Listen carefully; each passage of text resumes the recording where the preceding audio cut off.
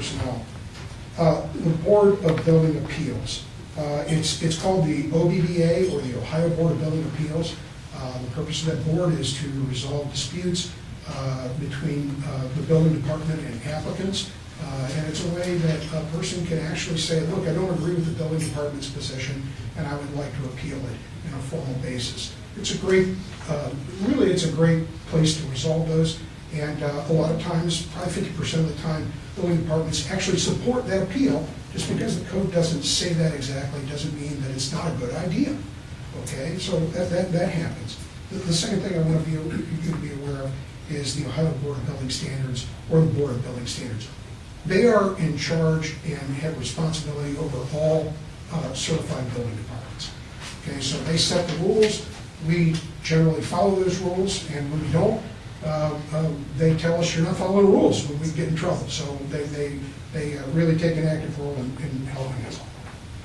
Moving down that list a little bit, the approved, I do want to talk about, just real briefly, the difference between approved plans and a building permit. The building department issues what's called approved plans. And really what that does is it's really just saying that the plans that are submitted are in conformance with the Ohio Building Code. And it is a license to build that building in accordance with the approved plan. It's not necessarily a building permit.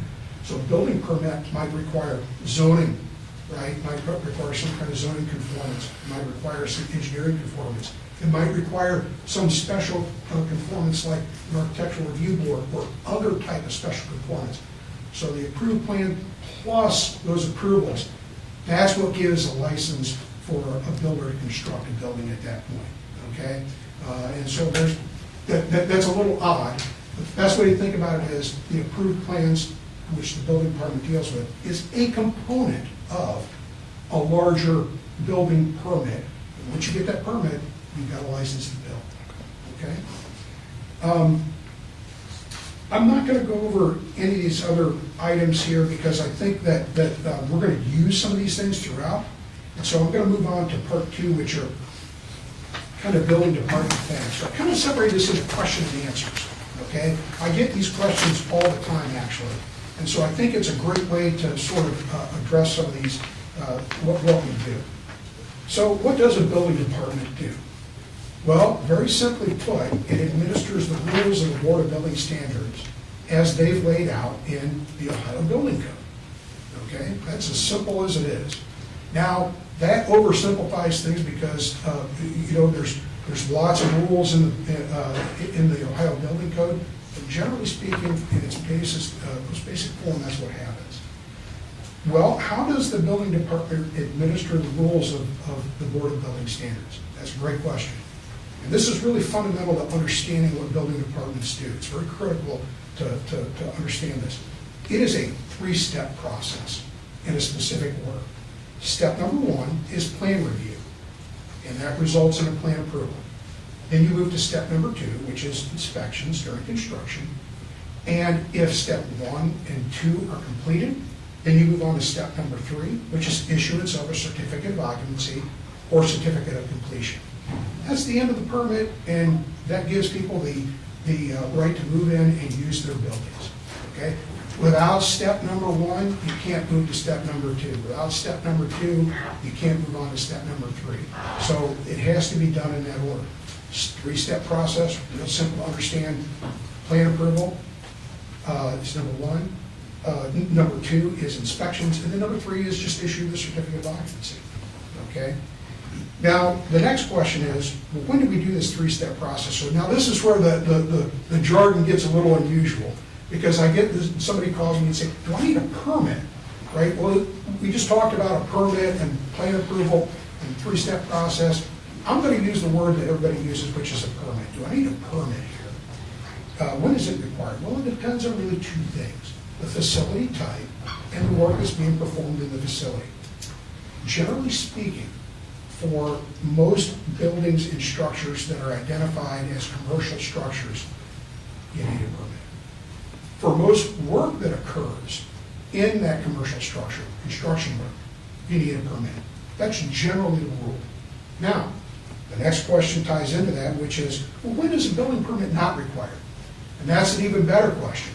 And that's one I get all the time, and that's a great question. We don't want to be giving permits out where they're not needed because you can't enforce something that you can't, that you don't need. So it makes it a challenge. And so really, the ODC lays out 30 facility types and locations that are exempt. They lay out 40 kinds of work that are exempt, and there are some jurisdictional limitations in the Ohio building codes. Here's what I tell anybody that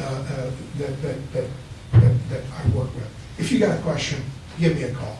That's the best way to do it. And that's why I pick up the phone, because I want to make sure that they have an opportunity to ask those kind of questions or whatever questions they might have.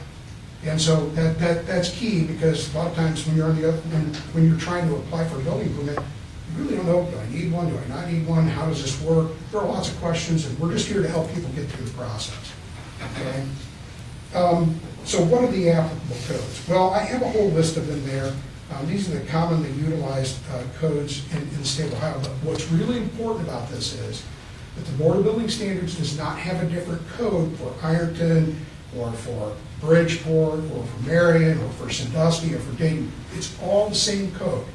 It's all the same code. So we're enforcing the code evenly across jurisdictions all throughout the state of Ohio. So that's key. And the other main point here is that although there are lots of codes like NFPA 13, which deal with fire suppression, they get their authority from the Ohio Building Code. Okay? And so the Ohio Building Code is kind of the main rule.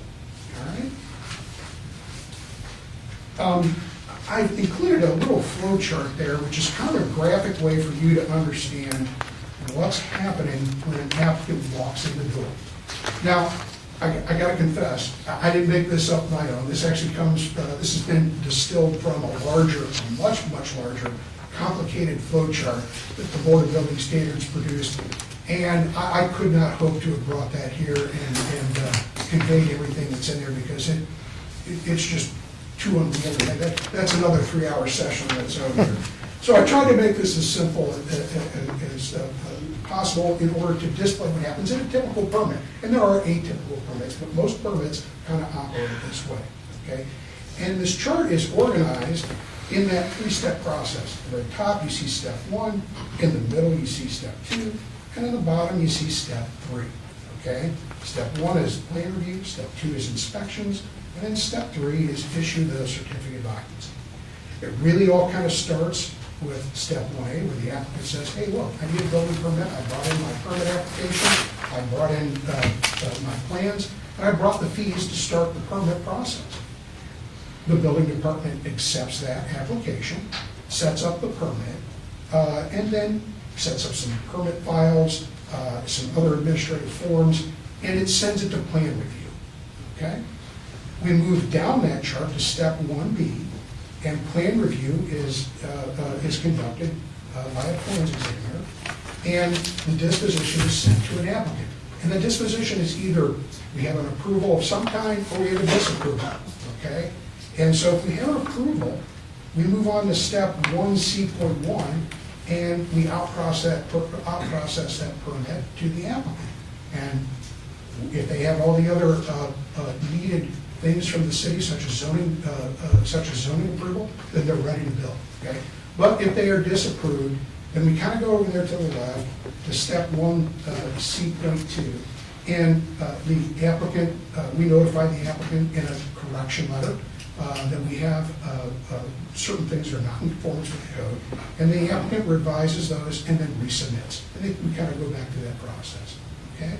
And we do eventually get to the approval with everything, even with a correction letter, we still get to a plan approval. Okay? Moving down to construction in the middle there, what you see is at step 2A, construction starts, and the GC or the contractor calls in for inspections during construction. Hey, I've got the rough framing for my walls done. I'm ready for you to come out and inspect the framing for the walls. I have all my mechanical piping in. I'm ready for you to inspect that building department. What we do next is we move on to step 2B, and we come out and inspect, and we say, does this rough framing conform with the approved plans? Now, that's important. The approved plans, not necessarily the building code. all right? So this can be problematic with some, in some construction projects, in that inspectors will come out and say, well, this doesn't meet does not necessarily meet the Ohio Building Code. As the building official, my response is, does it meet the approved plans? And if the answer to that is yes, we do not have an unsanitary or unsafe condition or a serious hazard, then it moves on and it's approved. And that's a decision that the building official makes at the building department, okay? So it's a way to resolve disputes, even within the building department sometimes, quickly. And there's a certain time frame that, I believe it's 72 hours, that a building official has to make a decision. Usually we make one that, even more quickly than that, okay? Let's imagine that your work informs the plans. You're really just going to get to move to step 3, and we issue a certificate of occupancy. Everybody moves in, and you get to use your building. But let's imagine that you have a scenario where the work is non-conforming, and so you do not pass the inspection. We inform the GC, hey, look, this item, your framing didn't pass the inspection. Essentially, the work is brought into conformance, and a reinspection occurs, and then we eventually move on to step 3. Is there any questions about kind of the way this works? Okay, great. That's good, because I thought this might trip us up here a little bit. Now, this part of it I'm going to talk about is not on your handout, and this really probably deals with a lot of the questions that might come up about a building department. And so let's talk about a local commercial building department versus the Department of Industrial Compliance. Why would you choose to go that way? Is there one that's more advantageous than another? Well, that's always a great question. Let's talk about the Department of Industrial Compliance. A lot of people just call it's the state building department, okay? First off, the Department of Industrial Compliance covers a very large and diverse portion of the state. They cover everything from small townships to entire counties to small communities, even some communities the size of Marion and larger, okay? They cover these areas, and they're providing a public service that wouldn't otherwise be available to many communities. And that's a good thing. But like all organizations, there's limited resources. Right? We don't have enough people, we don't have enough time, we can't get necessarily to every jurisdiction in the most responsive and timely way, okay? And that's no judgment against the Department of Commerce, or Department of Industrial Compliance. It's not a judgment, it's just kind of a fact. It's just kind of the way things are. So let's talk about what happens with the locally certified commercial building department. It can be a solution to a problem of a lack of responsiveness and timeliness. And there are some other benefits too, by the way. And so, first, a locally certified commercial building department is required to follow OBC Chapter 1.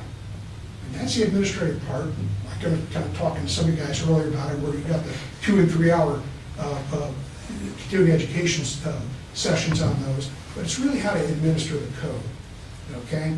And that portion of the code, Chapter 1, says, look, there's a limited time frame for plan reviews and for inspections. Plan reviews, 30 days. Inspections have to occur within 4 days of the request. So those are fixed time frames, and the certified building department has to conform with those. Okay, that's a requirement. Well, we get in trouble. We hear about it from the Board of Building Standards, so we're required to do that. A locally certified commercial building department, because it's locally controlled, it can influence the operation. Right now, you don't have a lot of control or influence at the state, right? You can demand responsiveness for difficult projects or problems, right? I have a problem with a renovation. I opened up this wall, and boy, did I find a mess. That's a problem that can be hard to resolve and time-consuming. You call the state, you get that responsiveness in a timely way, maybe not. Sometimes it can be challenging, okay? The local building department can demand accountability, right? They can say, look, this person does not feel like they've been treated fairly here. And we would like for you to look at this situation again and tell us make sure that this applicant's being treated fairly. That is truly one of the missions of a local building department. And everybody should be treated fairly. That's a huge goal. And so maintaining that accountability is important. And then you can create and tailor building department policies that can be solutions to local concerns. I'll give you a great example. We'll talk about it a little bit more. A lot of times people say, look, my construction schedule just won't support 30 days of plan review. It just won't. I got to get this thing underway. How can we do this? Well, you know what? The local building department can establish an expedited plan review process, right? And they can make that go quicker, okay? And so that's a way that you can influence and make things work for your local condition or situation, okay? So that's a positive thing. And then really lastly, ideally the locally certified commercial building department is focused on your community. Right? You have control, it's focused on your community, it provides the level of service that meets your needs, whatever that is. And you get to decide what those needs are and what the priorities are, and then that gets communicated to the building department, and the building department should execute those desires. We specialize, the local building department specializes on projects and problems in your community. They're looking for solutions. Just like that expedited plan review process, right? Guy's in construction, he's got to get something done. Can he wait for 30 days for something in the field that we discovered that is different than on the approved plans? Probably not. It just can't absorb that kind of time frame. And so an expedited plan review process, if they can get their plans reviewed and approved in 2 days, maximum, boy, that's a real help during construction. That's a real help during construction. And then the local building department, you know, it's invested in your community. It wants to see Marion thrive, okay? That's important. You know, the state, they want to see everybody thrive. But you have local control and you can address some of these things that are problems, and you can really target the areas that you feel like need to happen to help the community thrive. Those are some of the benefits of a locally certified commercial building department. Any questions about that at all? You're doing an excellent job explaining it. Yeah, Okay.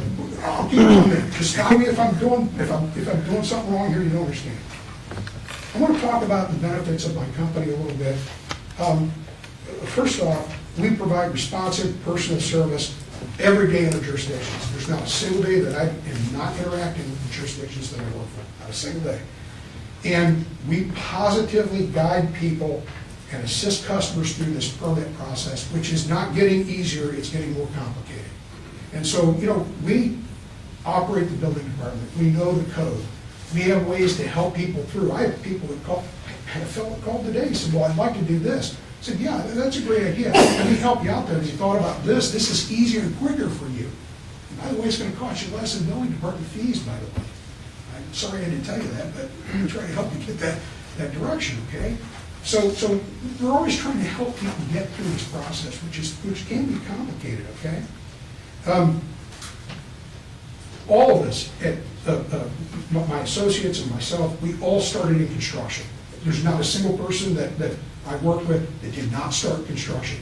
And we know the time constraints in construction. When it's got to get done, it's got to get done. So we really take that seriously, the time constraints, and we really work to be a good partner with our customers to try to provide as timely services as possible. We'd like to be less than that 30 days and the 4 days.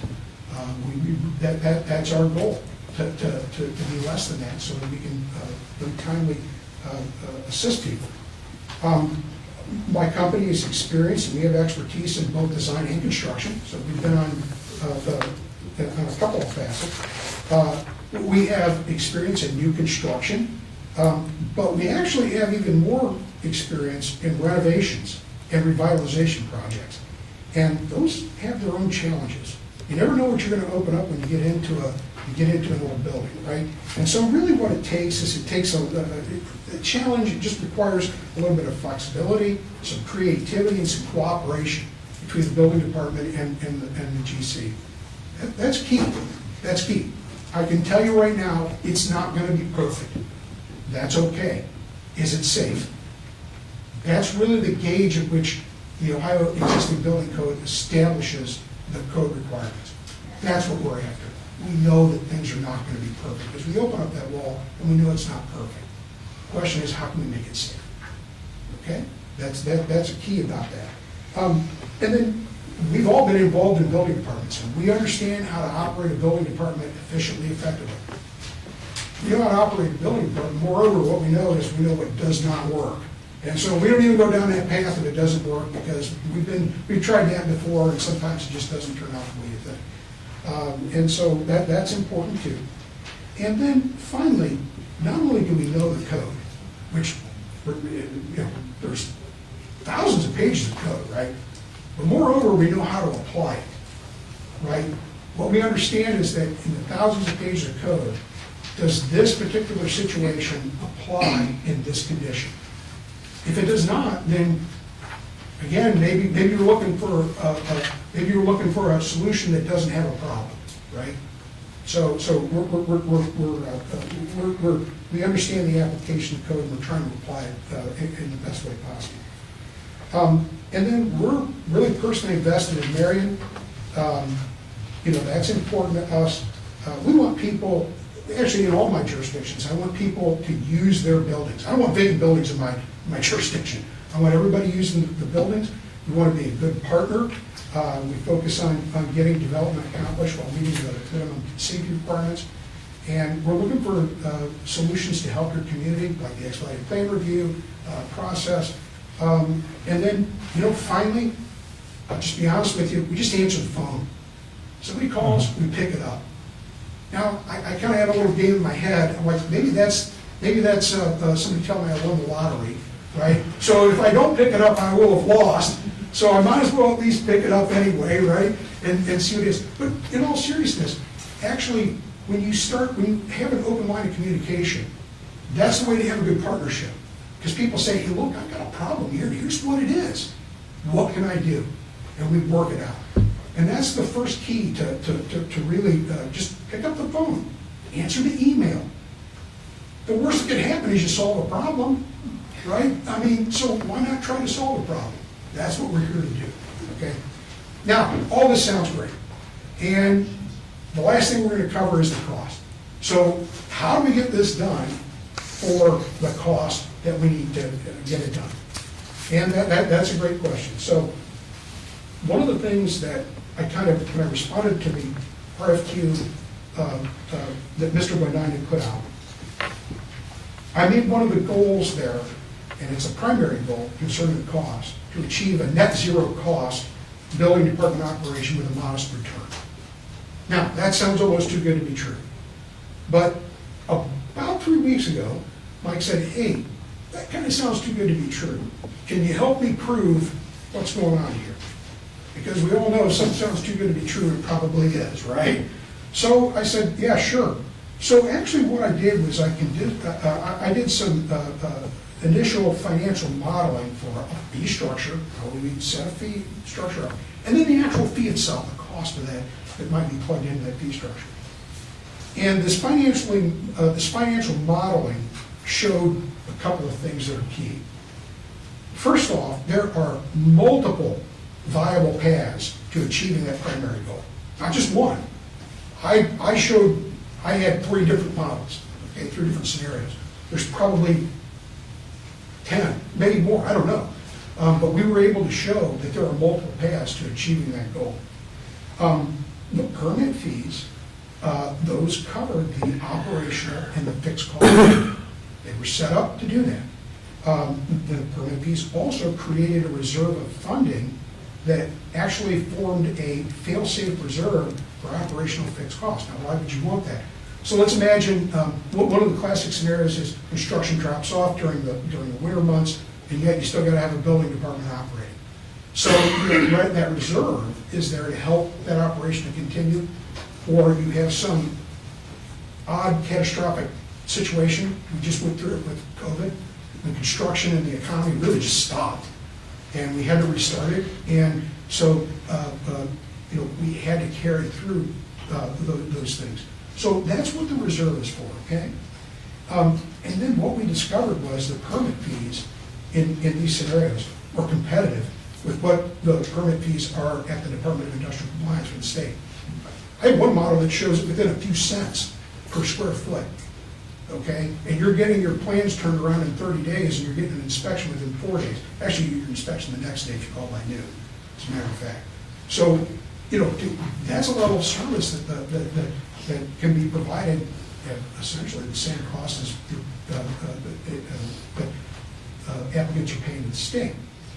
Now, the catch here is that the cost for plan review and inspections were higher than the current fees assessed by the Department of Industrial Compliance. But the convenience of that responsive service for plan review and inspections added, actually for most permits, very marginal cost to the project. Very marginal cost. We're talking about cents per square foot, okay? Now, I did also model a couple scenarios where they use the expedited plan review, and that increased the cost somewhat, right? A little bit. But in my other jurisdictions, I have 66% of people that are using the expedited plan review process. Why? Because the cost of that process is less than construction delays, right? They're actually saving money by spending more money with the building department. So it actually makes sense for them to do that.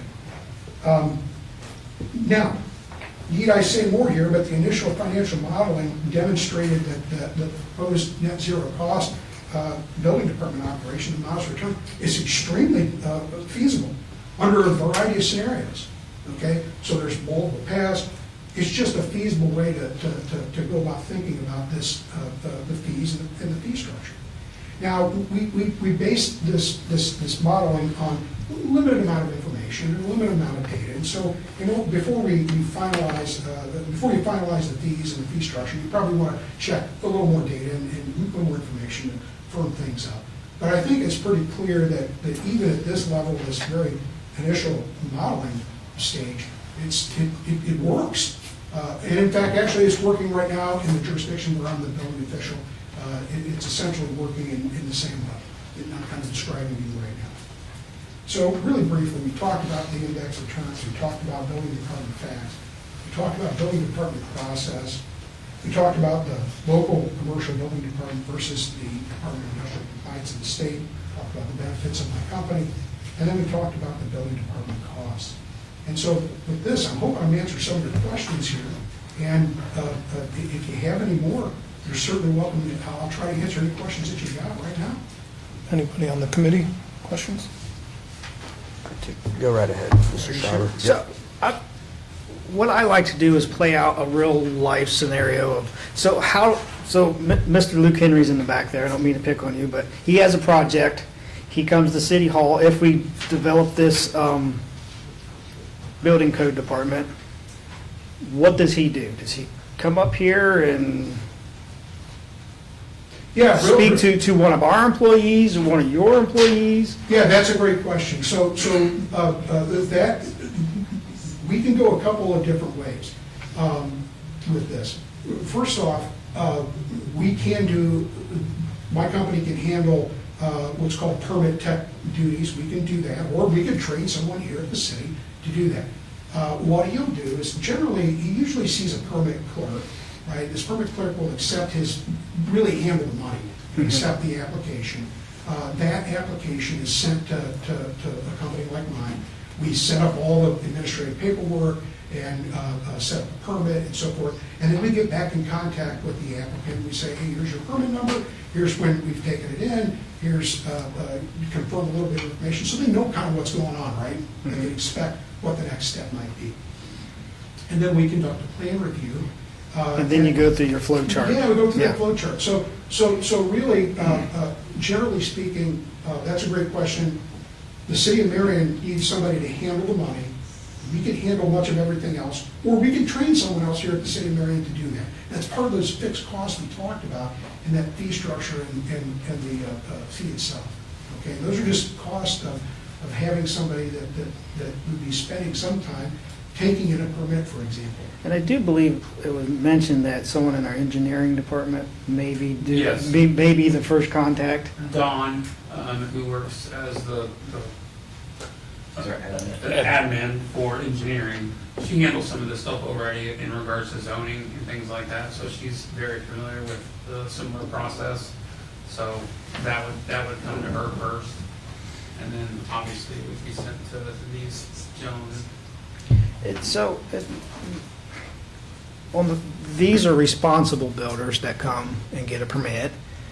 What role, or is there any role for the guys that are doing renovations or new construction that are not pulling permits? Because that does happen. Who do we send to stop that? Well, that is a great question. And we have a process, and I'll refer to your handout here. And if you go to page 2 at the very bottom, it talks about activities and duty, okay? There's a term called building orders, okay? And so part of what the Ohio Building Code charges a certified building department, actually they directly charge the chief building official with this duty, is to write an adjudication order, which is simply in order to bring the condition of the building into conformance with the Ohio Building Code. If you are working without a permit, then the building department and the chief building official is obligated, it's not an option, they're obligated to write a stop work order, okay? Likewise, there are different kinds of building orders that might be written. One of them is, for example, to restore a building. Let's imagine that a fire occurs or somebody runs into a building with their car, right? It happens, it's an accident, you know, it happens. And so the building official comes out, looks at it, and says, is it safe to occupy or isn't it? Or are there portions that are safe to occupy and then portions that aren't? And then that's a determination that's made by the building official, and that's laid out in this document called the building order, okay? And then there's also violations, which is you're occupying a building without a permit, right? Mhm. That happens too. Mhm. And so, again, the chief building official is obligated to address that problem, or if you're doing work in the building without a permit, then again, that's a stop work order. And It's a building order. Yeah, and the chief building official doesn't do this for free. This is a fee or penalty or something that's assessed to that property owner? It can be, yes. Yes, it Okay. can be. Some jurisdictions do assess a fee and penalty, some do not. It just depends on what the jurisdiction feels like they want to pursue. There's different motivations for pursuing those fees and penalties. Let me just say it that way. And so you want to think carefully.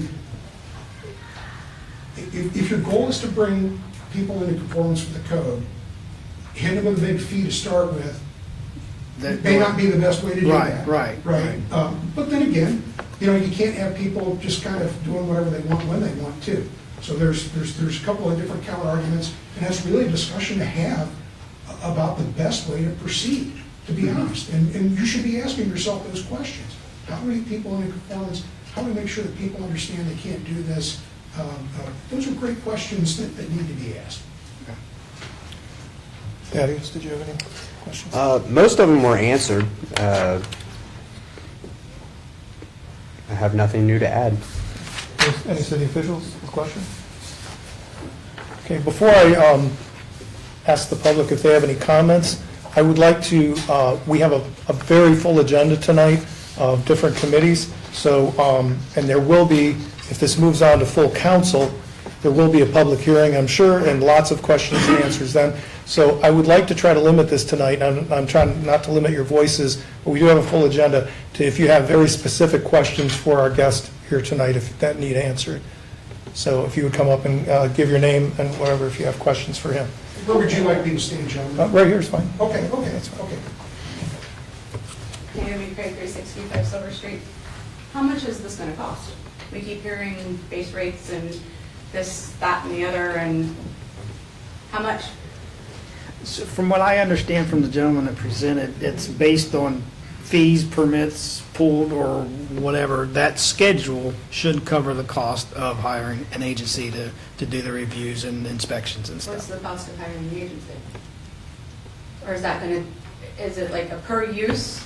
Like if we send them 10 permits, we only pay them for 10 permits, or do we pay them $60,000 a year, or? The people are paying for the when they pay for the permit, they're the ones initiating the cost, Yeah, correct? it's officially a variable cost. In other words, when you come in. Right, different things would be. Yeah, so just like you said, that's exactly right. If there are 10 permits, then we One get. might be electric, one might be water, and those are, Absolutely. replacing water line or Absolutely. rewiring an entire building. Absolutely, that's exactly what's going on. Okay. So the inspector then that we're talking about hiring, is that person's salary in there? I don't think we're hiring any individuals, we're hiring an agency, and our first contact will be an employee that we already have on staff. Okay. That's the way I understand it. I could be completely wrong, but that's the way I understand it. But all we do is we take Take the the permit, permits and the money. and then their company handles the rest of it. And ma'am, really what happens if you have 10 permits that get plan review, we do 10 permits. If in that same month we have 15 inspections, we perform 15 inspections, and you're billed on an hourly, the city is billed on an hourly basis for those 15 inspections. And those fees come from the people that apply for the permits, and they essentially are paying for. So you are the overhead, your company is the only overhead, I guess is what I'm trying to spit out. We already employ the other person that will be doing the permit taking and the money taking. Yes, Okay. yes. Well, this was all just kind of sprung on us, and I don't even see anybody's names that added it to the agenda. So, like, this is the first I think we've heard of the building code in years, and so I was just kind of confused. This was at the last committee meeting, and we, Councilman Schreiber wanted it brought forth for more information today. That's why we had the guest speaker. Okay, I guess And- I- And it was on the committee before that, because. Yeah. Well, Not that, typically, there's names associated with who puts these on the agenda, though. and I briefly brought it up back in, I don't know, December, January of late last year, and talked about it, and I believe the mayor said that, or Mr. Bodine said that they were looking at third parties. Okay. So it has been in discussion, and I'm just kind of trying to figure out, like, all of a sudden, what's the big need for this? I'm not saying we don't need building codes, I'm just I saying think- why right now? this is only my take on it. Because now the next So- one is we're making a whole department for it. We have to adopt the department to Right. go through with this. Right. So my take on it is, when I brought it up back in late last year, early this year, there were several contractors that projects were delayed by months, and one was, I believe they said a year or more. Oh, my. So that's not good economic development at all. So we started looking at different avenues, and this is what we came up with. And it's strictly commercial, it's nothing to do with residential. I wouldn't support Kind of anything concerned about residential. our commercial people that are dumping money into properties and have dumped money into properties and plan on dumping money into properties, and now we're gonna hit them with a bunch of rate cuts. We're not. I don't believe we're hitting them with new codes. We're still following the same Ohio revised code. We're just speeding up the process for this so they can actually get their buildings done quicker. I'm John Price. I'm one of the owners of pt1 Home Services here in Marion, Ohio. Local licensed plumber and a Marion resident at 575 Newell Road. So, a couple questions real quick. We're talking about building code, but Ohio has a mechanical and a plumbing code that are listed separately. Are all three of those codes going to be underneath your company's jurisdiction? Let me answer your question this way. It's my understanding right now that the city is not considering that the plumbing code will actually be administered in any way than is currently being administered. I believe that, if I'm not mistaken, Delaware County may be doing the plan review, or are they doing the inspection? Both. Both, okay, so to my understanding, right now, they would continue to do the plan review and the inspection. The Ohio Mechanical Code. You guys all agree with it? Like, you guys all understand this? What he's saying? I understand what he's saying, but it's news to me. I didn't realize we had Delaware. I thought it was our health department was doing that. The health department contracts Yeah. with Delaware County because we cannot afford to have our own inspector I thought we had an inspector. Did we not have an inspector at one time? years ago. Okay, I've been here for years. So. Yeah. So, my next question is, you already established that there's guidelines that the Board of Building Standards has established timeframes. Yes. And they're held to those timeframes. The Board of Building Standards is held to those timeframes. And you guys are held to those timeframes, right? Yes. So the timeframes legally are not changing. Legally, you're correct. Okay, so But in re. we're talking about, hold on, we're talking about expediting issues that we already have with builders, but legally, that time frame remains the same. Now, I understand you're saying there's an expedited process that can be implemented to possibly remedy that, if they choose. Is that correct? That is a remedy, yes. Okay, so who can pull permits? The building code says that an owner or an owner's representative can obtain building permits. That could be a tenant, it could be a contractor, licensed contractor such as yourself. So anybody? Well, the building code says if the owner gives permission for you to pull a permit, for example, then you can do that. Because I can tell you that the plumbing, that is not the case. Meaning, they're cracking down, it's going to be the owner or a licensed contractor. Because what we have is any Joe Blow going in and pulling permits under the owner so they can do the work. That's not how it's supposed to be established. If you pull a permit, you're supposed to do the work. That's correct, that's what But that's not what's being implemented. So, You're probably right. so, you did indicate that the plan reviews are going to be higher than they are currently. So that's how it's not going to cost the city more money, but it could potentially cost the contractor more money because plan reviews are going to be higher, right? But we're talking about bringing in, we're talking about encouraging building in Marion, but we've already established, he's already established, that it's going to cost the contractor more money, right? The plan reviews, you said we're going to be It will. higher. That's correct, yes. Okay. Yes. So, in summary, you initially presented this whole situation as we're gonna bring this process that the state has, and we're gonna set it in a local setting, and our local departments are gonna handle this because we have an invested interest in this community. But are we not simply removing it from the state and then outsourcing it to a company that isn't local?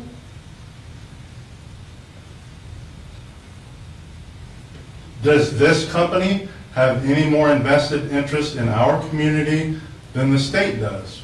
Sure, we have a local person who's already employed with the zoning department that's going to accept money like they do if you dig out on the curb or whatever. We have dealt with her a million times, great lady. But all she's doing is accepting the money, the permits, whatever, and handing them off to a company that is no more local or invested in our community than the state of Ohio is. That's all I have. Thank you. Mr. John, can I ask you a question? Absolutely. So, as a licensed contractor, I take it, would you rather pull permits from a company here local? You can, or I guess they're not local as we just determined maybe, but from this company rather than go to the state? Because it sounds like it might be quicker to go through this company. Absolutely not. I would rather use the process that is already established, that I'm familiar with the health department, because in residential and commercial settings, we're dealing with an inspector that we're already familiar with. We're dealing with personnel at the health department, because we're talking about plumbing right now, or at least I am talking about plumbing, commercial and residential. We're already dealing with these personnel at the health department that we have an established relationship with, who are, generally speaking, members of our local community. who want to see progress. They want to see the people in the health department would much rather see a local contractor involved in developing this community than somebody from out of town. So if you have an issue, I have had no negative experiences working through the system that's established already. So if I could, we're not hiring a third-party agency to do any plumbing permitting, is that correct? That's correct. So then your concern really doesn't apply to what we're trying to do. Is that, am I understanding that correctly? So you'll still have those relationships when you do plumbing. I know you do other stuff, but you'll still have that relationships that you have now. Well, he asked me about the process, and that process, whether it's plumbing or anything else, is going to be similar. So I guess I'm not exactly sure what your point was. Well, maybe I'm not sure what your concern. So your original concern, I thought, was about plumbing, and then you went on to say that you're comfortable with the folks and the process that is established now, and I believe that we're not even considering adding plumbing to this third party that we're considering hiring. Well, this gentleman, Mr. Smith, asked me how I felt about the existing process that I was working through, both commercial and residential plumbing-wise, because that's the only local jurisdiction that we have. And my argument is we're pretending that we're making this a local interest, but yet we're just outsourcing the whole thing to a company that's no more local than the state of Ohio. So could I ask where we need to define local. So where are you located? I'm in Columbus. Okay, and so is it the state? Yeah, so is the state. So his point is fair. I'm probably no more local if you consider that within the city limits of Marion, I'm no more local than the state is. I think the state, the Department of Commerce, they're obligated by the Department of Industrial Compliance, I should say, they're obligated by the law. They are not a building department. They are not authorized to operate as a building department. They're not certified by the state, they're not authorized. They can decide whether or not to abide by the timeframes that are established in the Ohio Building Code. And pretty clearly they are not. I don't have that option. Those timeframes that are set, So you're held to the standard when the state is not. basically that's correct. And I don't want to get into how that Right, occurred right. and how the revised code is written, but essentially that's what's going on. And so when I don't get a plan review done in 30 days, I hear about it from the state of Ohio. When the Department of Industrial Compliance doesn't get a plan review done in 30 days, Who's to tell them? because it's the same organization. Right. I think we have one more gentleman here. Hello, Luke Henry Development Group. We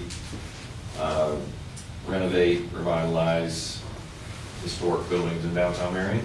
We've been through this process that you outlined about 20 times in the last 7 years since we started working. So to kind of like answer a few questions that have maybe been unanswered, or answer questions that have kind of been asked but maybe not clearly answered. My understanding of where we're at today, to kind of level set, is first of all, what they're talking about would add no more regulations or codes or rules to what we currently are doing than what exists right now. The state has jurisdiction. All commercial projects have to go through this process. So what he's described is, yes, is onerous, but it is no more onerous than what we are currently doing. Secondly, currently, right now, the Department of Industrial Compliance administers in the city of Marion electric, structural, mechanical inspections. They do not handle plumbing. That is all through Marion Public Health. Marion Public Health contracts with the Delaware County, and as Mr. Price said, they come, and so we do have a somewhat local presence. It's a consistent presence. What I can add color to the conversation a little bit that I'm sorry, your last name? Shaver. Has maybe didn't necessarily mention is that some of our challenges with the Department of Industrial Compliance are, as he mentioned, plan review has been very slow. When we started developing 7 years ago, they did turn plans around in 30 days. My understanding was they had like 13 planned reviewers at the time. Then, during COVID especially, that went to 70 to 80 days with gusts of 100 days for plan review. So then they started offering expedited plan review. And so we had to start paying $275 per scope for expedited plan review to get what we used to get as a baseline. And so, you know, to be honest, even not that cost is not a factor in terms of what the permits cost, but I can tell you with confidence that in the last 7 years on 20 building projects, we have probably had opportunity and direct costs of hundreds of thousands of dollars dealing with the Department of Industrial Compliance and the slowdowns and inconsistencies that we've experienced. They've had multiple chief building officials come during the last 7 years. Each of them has a different way of doing things. They keep changing. Their plans examiners keep changing. Their inspectors keep changing. And even in the course of one project, we have multiple inspectors that come and have different standards of how they want things done. So we've been doing things in this particular way that the inspector asked us to do. Then they send another inspector. He wants it done a different way. Still, both of them would meet the code, but we've been doing it this way and then had to pivot and do it this way. And we had no recourse except to file with the Board of Building Appeals, which would have further delayed the project, added further cost to the project, and then we maybe would have still had to do what they did.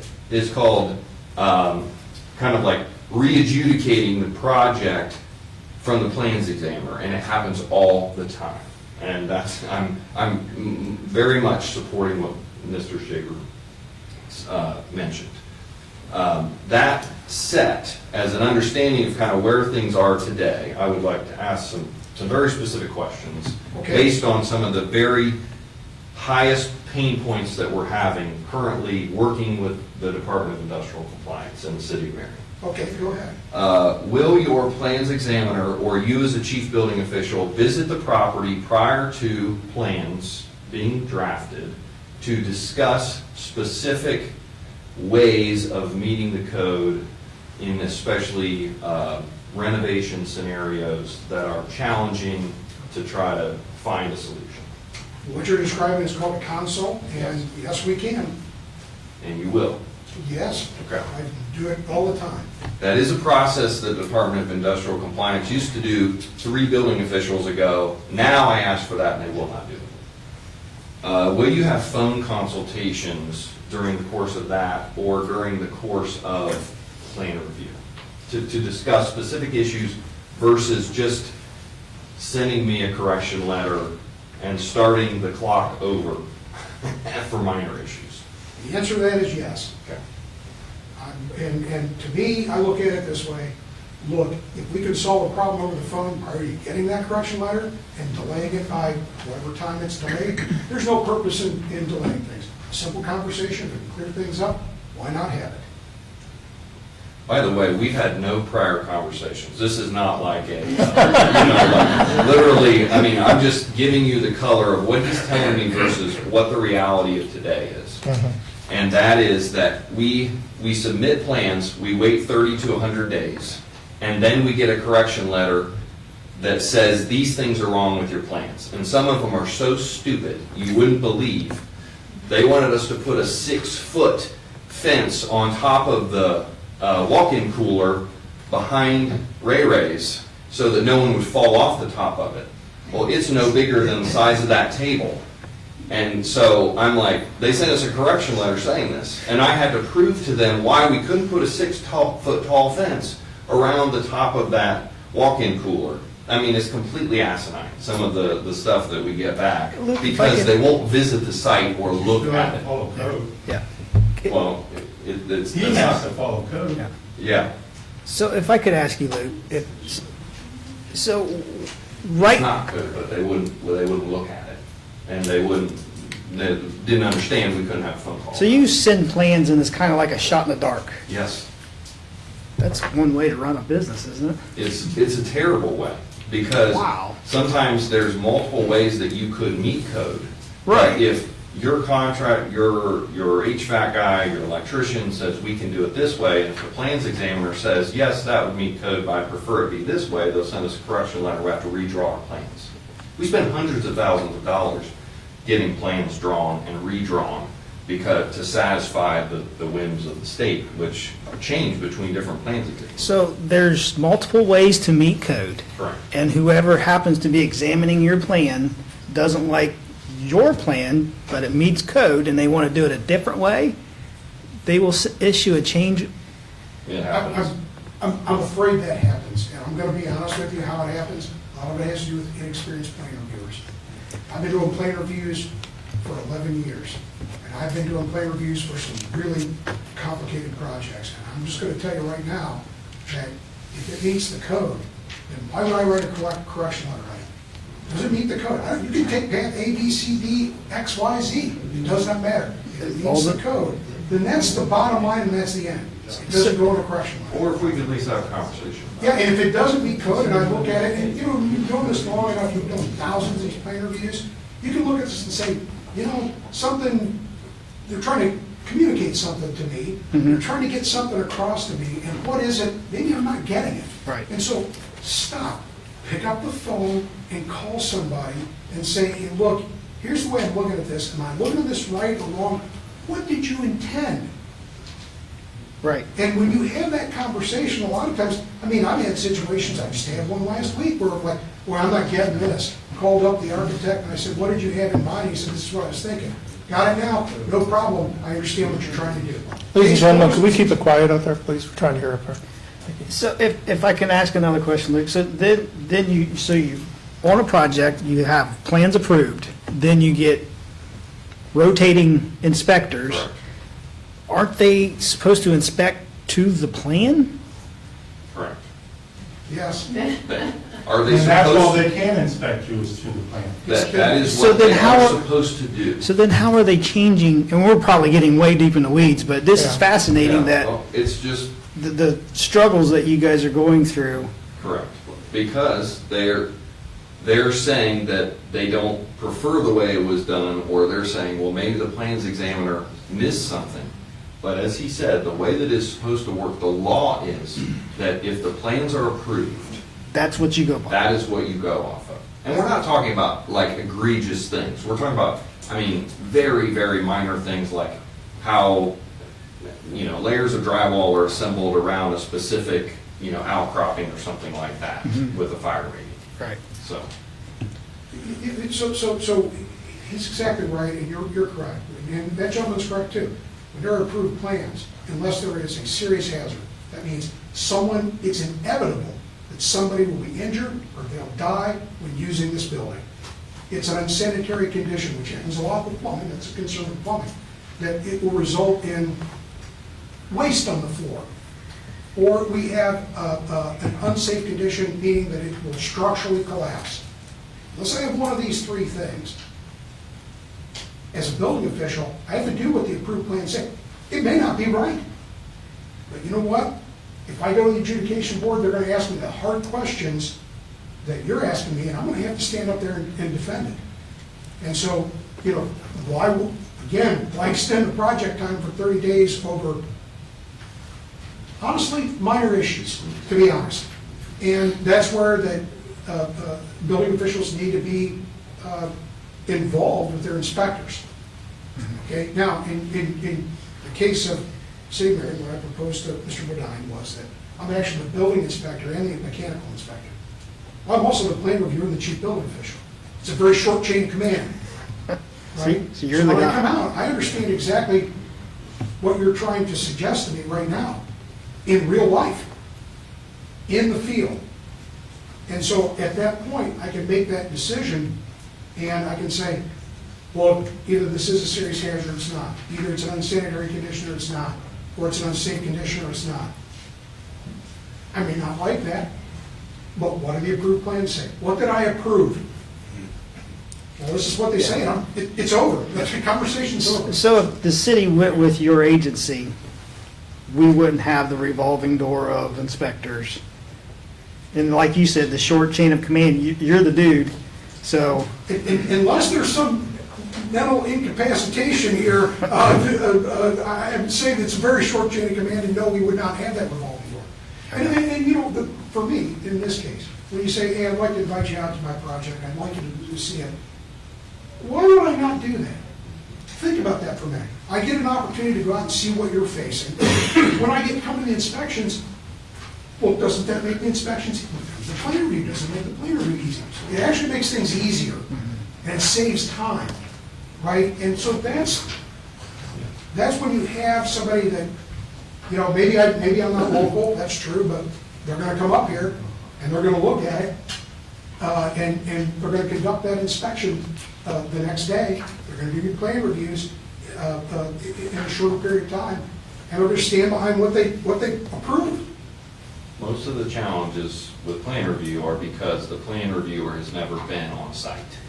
And the process does not call for like pictures or anything like that, so they're only looking at set plans. So I get it, I mean, I'm not saying it's an easy job, but I'm just saying that if there's communication, and especially if there's a visit prior, it can make the process so much easier. And as he said, like, it was so much easier when we were able to do that with the state, and then they stopped offering to do that. Or they would send an inspector out to do a consult, but that's not really helpful because the inspector is not the plan reviewer, and that's who we need to see the site. Okay. And that's the point behind saying, hey, look, all of us, all of my associates have been in construction. We started there. Some of our inspectors have decades of experience in construction. Okay, that makes a difference. We're not here to nitpick every last thing. We know what's important and what's not. Mr. Schaefer, are you Yes. willing to, we need to move this along now. This is,